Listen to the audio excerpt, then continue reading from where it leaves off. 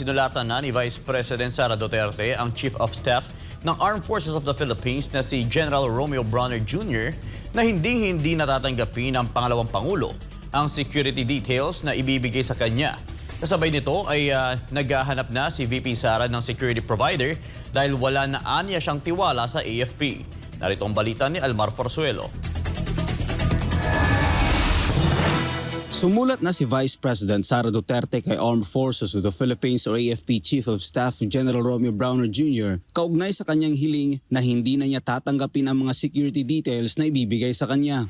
Ito ang inihayag ng pangalawang Pangulo sa isang pulong balitaan matapos na tanungin patungkol sa kanyang seguridad. Paliwanag ni VP Sara, kung sakali man napapalitan ang kanyang kasalukuyang security details, maghahanap na lang umano siya ng security sa labas ng AFP. Yes, nagpadala ako ng letter sa Chief of Staff ng Armed Forces of the Philippines. Meron lang akong mga nilatag doon na mga requests.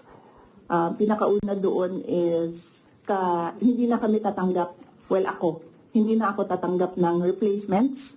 So kung magtanggal sila, hindi na nila i-replace. Iwan na lang nila kung ano yung maiwan. And kung wala mang maiwan dahil tatanggalin nila lahat, I already said that I will seek security arrangements outside of the Armed Forces of the Philippines already. Sa ngayon anya ay naghahanap na sila ng security provider habang wala pang update kung ipupull out ba o papalitan ang kanyang security.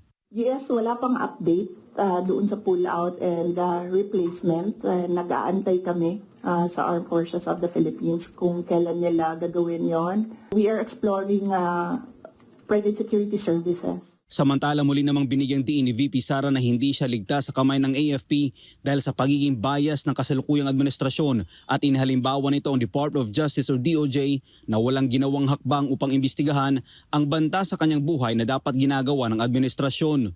I do not feel secure. As I said that there's always been bias because when we see, say for example, DOJ, iniimbestigahan nila yung press con, pero hindi nila iniimbestigahan kung bakit kami umabot doon sa press con na yon.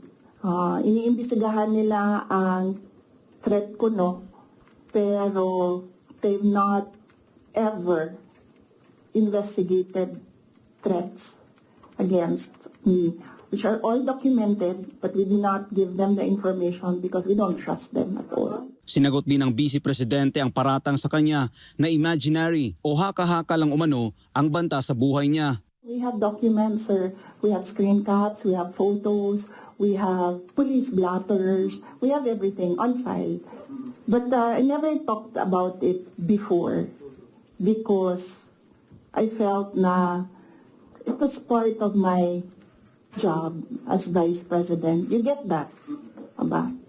So, and it does not affect my work. So, all the more that it was inconsequential for me at the time. Mayroon namang hamon si VP Sara sa mga nagsasabing imaginary lang ang banta sa kanyang buhay. But right now, seeing that they are picking out words that I said and making a case out of it and saying that these are threats. So I think they should start with, where is this coming from? That is the question that they should ask themselves. Sa huli, hindi naman daw nagsisisi ang pangalawang Pangulo sa kanyang mga sinabi patungkol kay Bongbong Marcos Jr., Liza Marcos at Martin Romualdez. Buti na yung alam nila, ma'am, na pag namatay ako, hindi talaga ako, I will not die in vain. Kaugnay nito, nauna nang sinabi ng AFP na kanilang gagampanan ang kanilang tungkulin na poprotektahan daw nila ang pangalawang Pangulo ng bansa. Para sa Diyos sa Pilipinas, kung Mahal Almar Forzuelo, SMNI News.